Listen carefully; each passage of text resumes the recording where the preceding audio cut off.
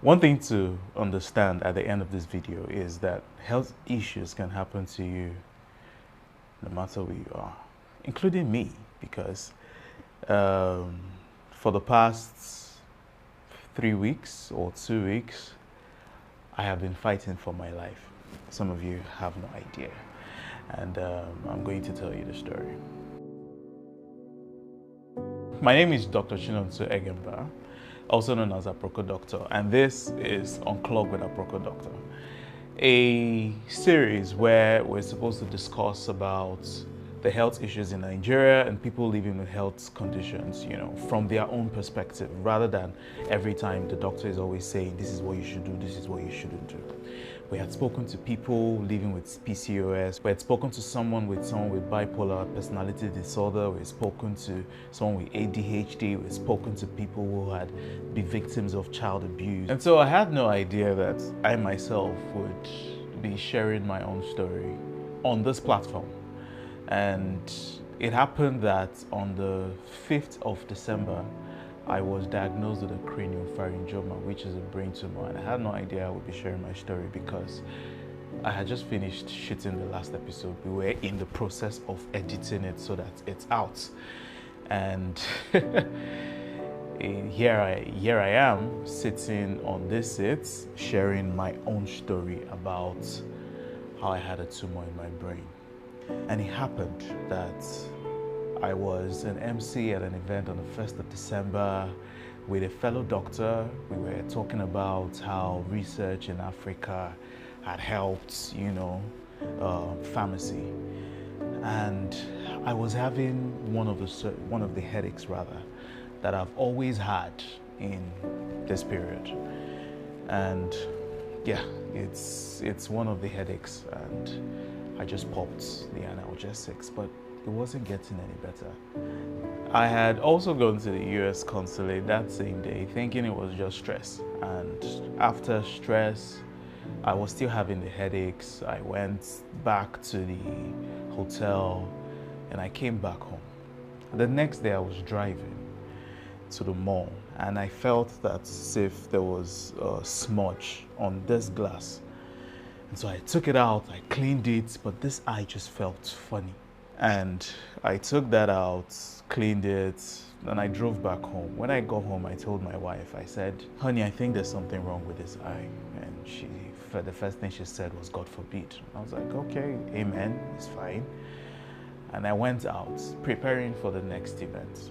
When I got to the next event on December 3rd, that was my mom's birthday. I was supposed to talk to people about how to live healthy and exercise, basically, because that's what I do.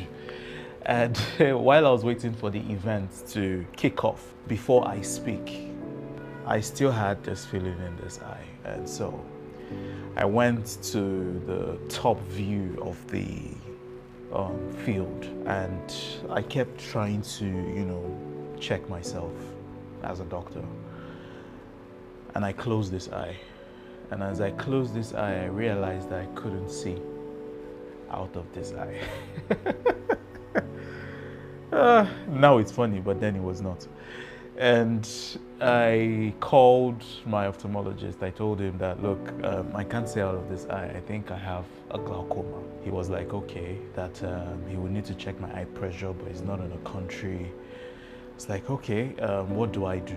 Do I get drugs or something? He was like, okay, but he doesn't want to send me the drugs until he checks the eye pressure first. So I went to do an MRI. And while I was doing an MRI, while I was still in the machine, the radiographer said that he thought he saw something, but that he needed to inject a contrast in my vein and find out what was going on. I knew there was a problem. He did it, and the radiologist was not around. But when the radiologist came, he said he thought that it was an aneurysm. An aneurysm is a swollen blood vessel, by the way. And when he told me that, I was very worried. And while in the car, I was crying. I was crying because I had asked myself, why me? And while I was crying, I could feel the pressure increasing in my head. And so I had to stop crying. Not because I was done with my emotions, but because if I had continued crying, I felt it would have burst. But I needed the results to come out in my hand before I know that it's an aneurysm. So I waited till Monday. By Monday, the moment the results came out, I took myself to the hospital, or rather my wife took me to the hospital. And when she took me to the hospital, I paid for the emergency room immediately. I didn't wait to go see the, neurosurgeon, clinic and all that, because in my head it was an emergency. I hadn't seen the results. And so, the reason I had not seen the results was because I refused to look at the film. It is easy I have diagnosed other people with brain tumors, aneurysms, but it is not easy for you to do that to yourself. And the results came out. My wife gave me the results. I looked at it and they said on the 5th of December, I had a tumor sitting in my head. Let me tell you where it was sitting. It was sitting, if you draw a line here, in, and you draw another line here, in, at the point where they meet, directly in the middle of my brain, around my pituitary gland. The pituitary gland is the master gland. The master gland is the gland that controls almost everything in your body, from your sex, to your water, to your stress, to almost everything. And it was around it. It was also sitting on the optic nerve around this eye and was also affecting this eye, to the point where this eye, I couldn't see with it, and it was also closing. It was so bad that I couldn't read out of my phone anymore. I had to use my tablet, which was bigger, and I increased the size of the font on my screen. So I also, and when they did that, they said, okay, it's a craniopharyngioma and we need to do a surgery to remove it. And I started laughing. I was laughing because I could remember the exact time in class or as a medical student where they were teaching us the points of a craniopharyngioma and how it can affect your vision. And this was it happening to me. While I was being driven home, I was called by Dr. Onya. Dr. Onya is a neurosurgeon in Lagoon Hospital, Lagos, Ikoyi. But before that, I had given my film, my results, to Dr. Nini Lowo. Nini Lowo is an interventional radiologist, because at that point I was still thinking it was, not a tumor yet. Before then, and so I had sent it to him. Immediately, he sent the film to Dr. Tayo Ojo. Apparently, Dr. Tayo and Dr. Onya worked together in the same hospital. And so Dr. Onya said I should come to the hospital the next day, the same day that, based on the story he had heard, because some of my other colleagues, NECA for instance, Dr. Prosper, had already told him what was happening to me. And so he said that it could be a pituitary apoplexy, rather, where there is sudden bleeding into a tumor cyst. And so we drove back to the hospital and we were admitted immediately. Craniopharyngioma is a brain tumor. Largely, in most cases, it is benign.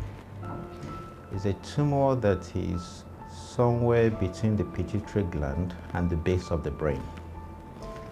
The site of the lesion of the tumor is quite strategic because of structures around the tumor. The optic nerve that we used to see, the pituitary gland that controls everything in the body, the hypothalamus or pituitary stalk behind it. Suffice to say that it's a small tumor that could be very big, but in a very strategic place. Case The complications will range from infection, which is very treatable, to death, and everything in between, meaning the blindness could be forever. It is also possible that the vessels around the tumor could be injured, and if that happens, there will be stroke. And if the injury is much, it could lead to death. And so they had some time to really evaluate those images and find out that it wasn't the pituitary apoplexy. That I needed to do some hormonal profile tests. They needed to check all the hormones in my body that is being produced by the pituitary gland, and then, you know, find out if it was okay. I needed to go back home. And then going back home, coming back to my house, knowing that I had a surgery to go for in my brain wasn't easy. This happened between the 5th and the 18th of December. At that same period, I had videos to shoot for Aproko Doctor. Thankfully, I was still able to shoot the videos that you saw during the whole of December till the 31st. And at some point, I continued shooting till I couldn't shoot anymore. The reason I couldn't shoot anymore was I couldn't read. I couldn't see my phone, I couldn't see my tablet. This light on my face was affecting my eyesight, and I couldn't shoot without the light. So we had to disappoint some brands. We had to, you know, talk to some people and say we couldn't shoot their videos because of what was happening to me. At some point, there were people that really cared about me that prayed for me. You know, some people cried as they prayed. This was one of the most trying periods in my life. I am not going to lie. I was supposed to talk to my team members. We were supposed to have a party. I was supposed to, you know, give bonuses. We were supposed to do Secret Santa, you know, planned so many things. December 2022 was going to be good because it was a good year. And here was I looking at a tumor in my head. One of the tests that we're supposed to do, the hormonal test, that's the ACTH, was not done anywhere in Nigeria. And so they took the test and sent it all the way to 2 countries, South Africa and Germany. I took my own personal test because I felt that the test that the hospital took was wasting time. So I went to SynLab, begged the CEO, and he said that he was going to, you know, fast forward it. And they sent it to Germany.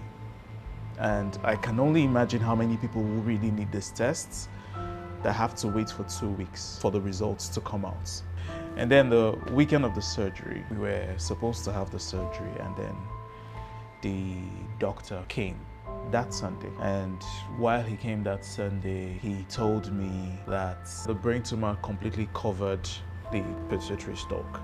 And so it wasn't going to be really easy to, you know, just take it out. Initially, they had wanted to go through my nose to get the tumor out. But then, because of the position of the tumor and then the height, if it was way lower, they would have just gone through the nose and just taken it out. But because of the height and how risky it was at that point, they said that they needed to go through the skull. So this is the line now. They had to open the skull, take out a piece. They had to take out a piece of the skull completely, go through the brain so that they can have enough real estate to see and then really do what they needed to do. I was literally shaking. I was vibrating. I was sweating. I wanted to vomit. It felt like my whole life had ended.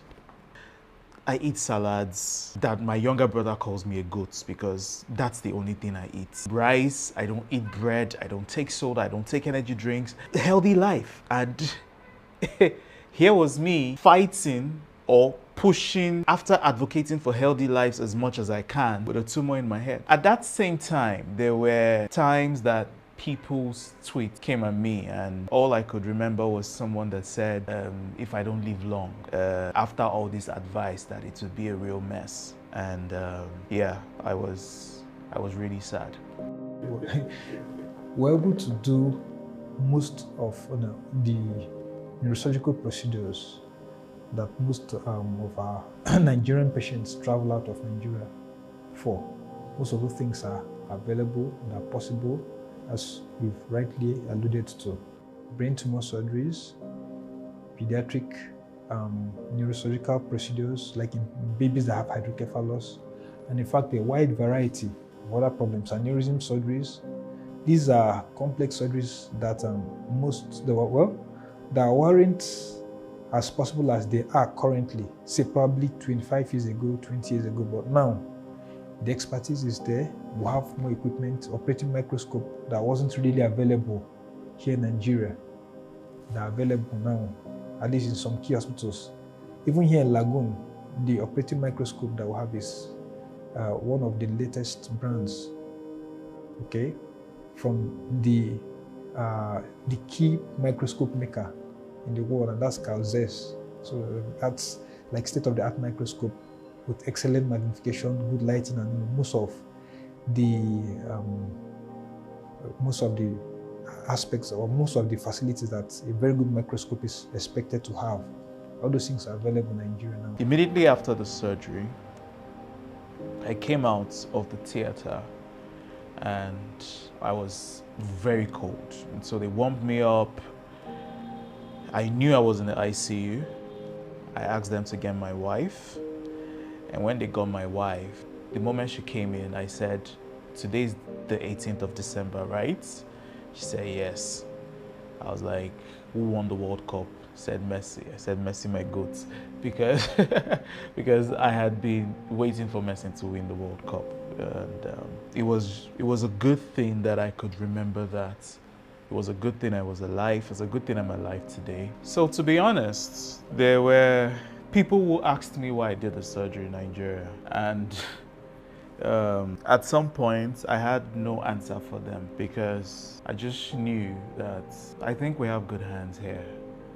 And it wasn't necessarily the funds. I think it was more about trust. I did not trust the foreign doctors that I was going to see, but I knew that we could do it here. Another thing that also helped me was the support system I had. You know, my friends, my family, my wife. Even from the very beginning, before the whole surgery thing came up, there were people that were not even in Lagos with me. For example, you know, pharmacist in Neka all the way in Port Harcourt that, you know, tried to get as many ophthalmologists as possible to, you know, get to see me and all that. And I want to say I'm thankful, you know, to everybody. I would not have come out of this without their support. And if you're watching this, please try to get a support system. No matter how highly placed you are or how wealthy you are, without a support system, I don't think you're going to do much. There is a particular saying that there are a couple of things that concern you. One of them is economy, another thing is health. Whether or not you like them or you don't, they are going to affect you in one way or the other. For example, the brain tumor I had no known causes, had no known prevention. So it wasn't because I was smoking cigarettes or smoking shisha or I was, drinking, alcohol or something. It just had no known cause, no known. There was nothing. It's not because I'm black. It's not because I'm young. It's not because I'm old. It's not because I'm, stressed or, whatever. It just happened, and we will soon find out why.